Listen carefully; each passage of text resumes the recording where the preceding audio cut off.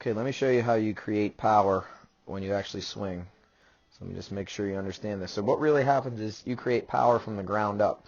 And it doesn't matter if you're in a neutral stance or you're in an open stance or you're in a stance in between neutral or open. It all happens the same way. You push off your left foot and you start to rotate what happens is you'll start to rotate your hips, and then you'll rotate your shoulders, and then that will rotate your arms. So what you're going to see happen here is all your weight here is on that left foot, on the left foot in the backhand. You can tell because your right heel is actually starting to lift up off the ground. It's just really just there for balance. And then as you push off the ground, what's going to happen is this leg is going to straighten up, which tells you that you're actually pushing off the ground. And you will see that that actually happens, boom, right there. And then as that leg straightens up, what happens is your hips come around, your shoulders come around, and then your arms come around with that, and then put power into the ball.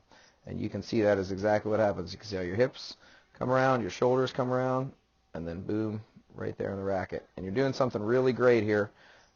You don't really realize that you're doing it, and I don't want to make a big deal about it now, but it's going to make a big difference when you are 14, 15, 16, and 17 in your efficiency, and it has to do with physics.